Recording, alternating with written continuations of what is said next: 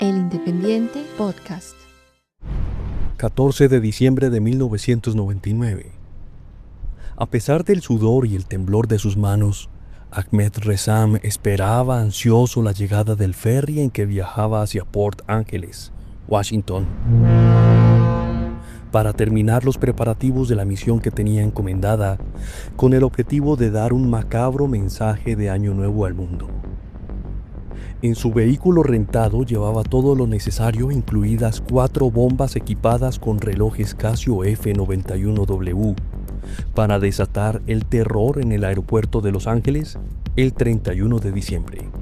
A su llegada, el hombre de 32 años era presa de los nervios y despertó las sospechas de la agente de aduanas Diana Dean, quien pidió registrar el vehículo. Hoy Ressam, apodado como Millennium Bomber, cumple una sentencia de 37 años en una prisión federal. En este episodio les contaré justamente la historia de ese reloj preciso, económico y muy famoso, con más de 3 décadas de éxito en ventas ininterrumpidas, y que este terrorista de origen argelino intentó usar como detonador. Soy Iván Mantilla y les doy la bienvenida a Objetos Vivos, su historia y otros datos que nadie pidió.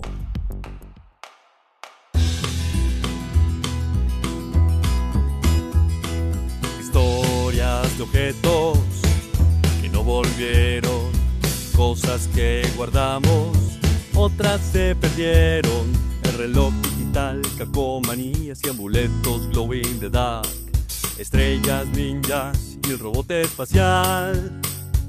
Del cassette al CD, objetos vivos que son parte de ti.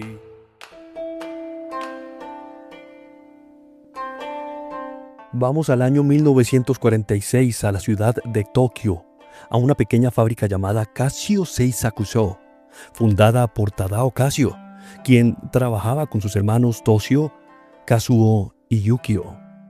Tal vez en aquella época, justo después de la Segunda Guerra Mundial, no tenían ni idea del alcance de sus acciones que con el tiempo se verían reflejadas en uno de los emporios tecnológicos más importantes de Japón. De igual manera, a menos que uno leyera sobre la historia de estos hermanos, sería casi imposible imaginar que su primer gran éxito fue el Jibiwa Pipe, un anillo para sostener la colilla de los cigarrillos en los dedos y que daba una total libertad a las manos de las personas fumadoras. Claro, hay que recordar que el tabaco era un lujo en un país agobiado por las afugias propias de la posguerra, y eso redundó en un acierto para las ventas de los hermanos Casio. Entonces, con las ganancias, se sumergieron en su siguiente gran desafío: nada más y nada menos que la calculadora electrónica. En junio de 1957, esta empresa comenzó a llamarse formalmente Casio Computer Co. Limited. Ese mismo año lanzó la primera calculadora compacta del mundo, la Casio 14A, una máquina que pesaba 140 kilos y, a diferencia de las calculadoras de uso cotidiano en la época, era totalmente eléctrica e incorporaba la tecnología de relés, unos pequeños interruptores automáticos que, en términos sencillos, le permitían funcionar usando clics mecánicos. Cada cálculo implicaba que varios relés se activaran y desactivaran rápidamente y, a pesar de que hoy podrían parecer muy simples, en su época fueron vitales para la automatización de cálculos antes de la existencia de los microprocesadores. A principios de los años 70, el mercado de las calculadoras estaba saturándose y Casio decidió entrar en el que sería uno de sus escenarios más prolíficos, el de la relojería. Ya en esta época había aparecido la tecnología de cronometraje mediante osciladores de cuarzo, que eran impulsados por una corriente eléctrica que vibraba exactamente a 32.768 hercios y brindaban un nivel de precisión que los movimientos mecánicos no podían igualar. Entonces Casio reconoció que su experiencia en circuitos de integración a gran escala, desarrollada para las calculadoras, podía traducirse directamente a la fabricación de relojes digitales. Llegó 1974, un año convulso, entre otras cosas por las secuelas de una crisis energética sin precedentes, a raíz de la decisión de la Organización de Países Exportadores de Petróleo de abstenerse de exportar crudo a los territorios que habían apoyado a Israel durante el conflicto de Yom Kippur, también conocido como la Guerra Árabe-Israelí, en la que este país se enfrentó a la coalición de países árabes liderados por Egipto y Siria. Ese mismo año, el grupo guerrillero M-19 robó la espada de Simón Bolívar de la Quinta de Bolívar, ubicada en el centro de Bogotá. De esta vitrina se han sustraído los delincuentes la espada, los estribos, las espuelas y desde luego la funda de la espada. Este año, Casio marcó un hito en el camino para llegar al objeto protagonista de este episodio.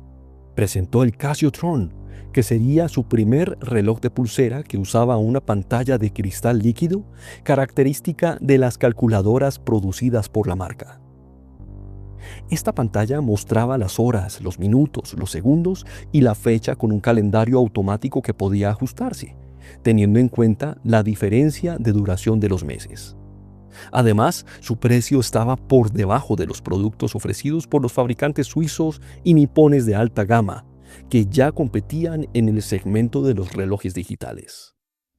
Durante 15 años, el gigante japonés siguió innovando con sus relojes que incluyeron avances como la visualización de la hora mundial, cronómetros, calculadoras científicas integradas en la caja, sensores de altitud y presión barométrica, así como el G-Shock DW5000C de 1983, diseñado por el ingeniero Kikuo Ibe para sobrevivir caídas de 10 metros.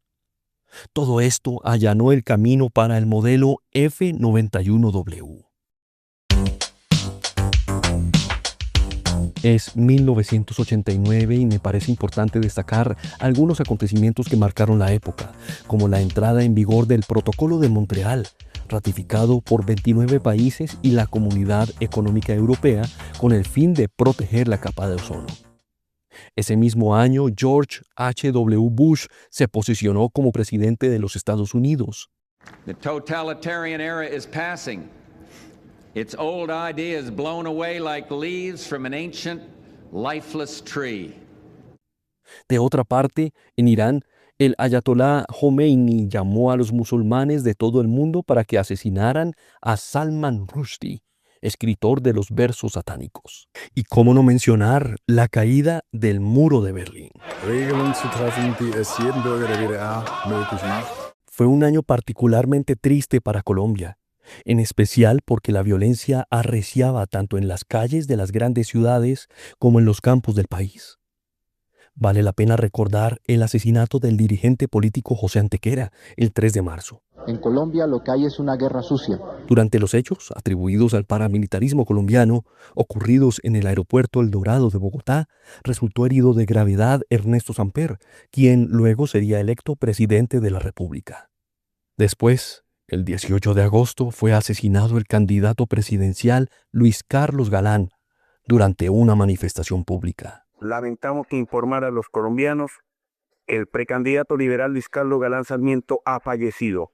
Como resultado, el 19 de agosto, el presidente colombiano Virgilio Barco le declaró la guerra al cartel de Medellín. Las medidas incluyeron la extradición y la detención preventiva de personas sospechosas de pertenecer a esta organización narcoterrorista. El grupo de Pablo Escobar respondió con actos que aún están en la memoria de Colombia, como los atentados a los diarios El Espectador en Bogotá y Vanguardia Liberal en Bucaramanga, que juntos dejaron un saldo de 5 personas muertas y 75 heridas. ¿Cómo olvidar el estallido del vuelo 203 de la empresa Avianca el 27 de noviembre, cuando comenzaba su trayecto entre Bogotá y Cali con 107 ocupantes, atribuido a Escobar y Gonzalo Rodríguez Gacha? Y en los tanques de combustible del plano derecho del avión existe la evidencia de pequeños elementos que a muy fuerte presión y velocidad fueron expulsados por la explosión. También el 6 de diciembre, cuando el edificio del Departamento Administrativo de Seguridad DAS, es decir, la inteligencia colombiana, fue destruido por orden de Escobar, con la detonación de un camión cargado con 500 kilogramos de explosivos, que dejó como resultado 63 personas muertas y cerca de 600 heridas. A las 7:15 el camión bomba entró por esta calle. 3 hombres lo abandonaron y 3 minutos después, esto fue lo que quedó. Para Japón, 1989 fue un año agridulce. En enero falleció a los 87 años el emperador Hirohito. Nintendo lanzó su Game Boy. Fuji TV comenzó a emitir la exitosa serie de anime Dragon Ball Z. Y claro, Casio lanzó nuestro queridísimo reloj F91W. Ryusuke Moriai fue el encargado de diseñarlo. En sus palabras, más tarde lo resumió como pequeño, plano y simple. Su objetivo era, pues, despojar un reloj de pulsera hasta llegar a su mínima esencia funcional, con un cronometraje preciso, funciones auxiliares útiles y un tamaño que cualquier persona pudiera usar con comodidad. Curiosamente, se trataba de su primera creación para esta empresa, que hacía pasar a sus empleados nuevos por 10 días de entrenamiento militar antes de comenzar su trabajo. Es el sucesor directo del modelo F87W. Mide solo 37.5 por 34.5 por 8.5 milímetros y pesa 21 gramos. Su caja está construida con resina de uretano, con una tapa trasera de acero inoxidable y 3 pulsadores laterales también en acero inoxidable. El cristal es acrílico, fácil de rayar de acuerdo con los estándares de lujo, pero prácticamente sin peso. La correa de resina integrada se va estrechando de 22 milímetros en las orejas a 18 milímetros en la hebilla. Este sencillo pero excepcional reloj funciona con el módulo 593 de Casio, un movimiento de cuarzo de gran eficiencia y, según lo informado por la marca, su batería puede llegar a durar 7 años aproximadamente. Incluye cronómetro, alarma diaria, señal horaria cada hora, calendario anual con ajuste manual del año, cambio de formato de hora de 12 a 24 horas, retroiluminación que originalmente funcionaba mediante una bombilla incandescente amarilla, pero fue actualizada a LED, y resistencia a salpicaduras de agua. Estas especificaciones no resultarían extraordinarias si las comparáramos con los relojes inteligentes de la actualidad. Sin embargo, para la época de su creación eran muy completas, tratándose de un reloj de bajo costo y, aún hoy en día, siguen siendo muy prácticas. Casio produce alrededor de 3 millones de unidades del F91W cada año, lo que supondría que hoy podrían existir más de 120 millones en todo el mundo. Esto también fue resultado de su concepto anti-premium. Fue dispuesto en todos los canales posibles, como supermercados, gasolineras, tiendas de electrónica, duty free en aeropuertos, secciones de material escolar, puestos de mercado y finalmente todos los principales mercados en línea, una ubicuidad que fue causa y consecuencia de su éxito. Los diseños de Casio han integrado el vestuario de muchos personajes, tanto públicos como ficticios. Particularmente desde finales de los años 70, se constituyeron en elementos que inspiraron la estética de películas muy taquilleras y que hoy son consideradas de culto. Un ejemplo claro de esto fueron los relojes usados por la tripulación de la nave Nostromo en Alien, el octavo pasajero, de 1979, dirigida por Ridley Scott y protagonizada por Sigourney Weaver en el papel de Ellen Ripley, la valiente suboficial que se enfrentaba al sanguinario xenomorfo. Robert Zemeckis haría lo propio en 1985 en Back to the Future, donde podemos ver a un Marty McFly llevando un Casio CA53. De hecho, 40 años después, la marca lanzó una edición limitada con el diseño inspirado en el DeLorean, el condensador de flujo grabado en la parte trasera, una simulación de las coordenadas y la calculadora.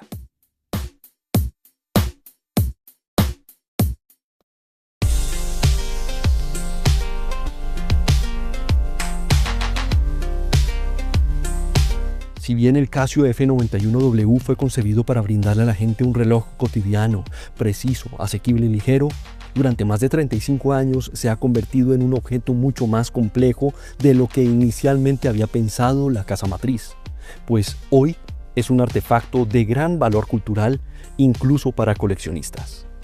Es un reflejo de la esencia de sus creadores que permanece casi inalterado.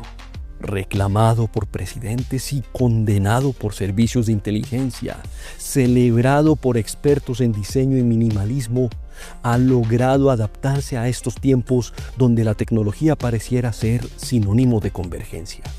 Si lo tienen, tómenlo en sus manos y por un momento reflexionen sobre su valor histórico. Yo me considero un usuario orgullosísimo de este reloj que puede ir bien con cualquier pinta. Y bueno, llegamos al final de este episodio. Gracias a la producción de El Independiente Podcast y a la acostumbrada colaboración de Juliana Perdomo.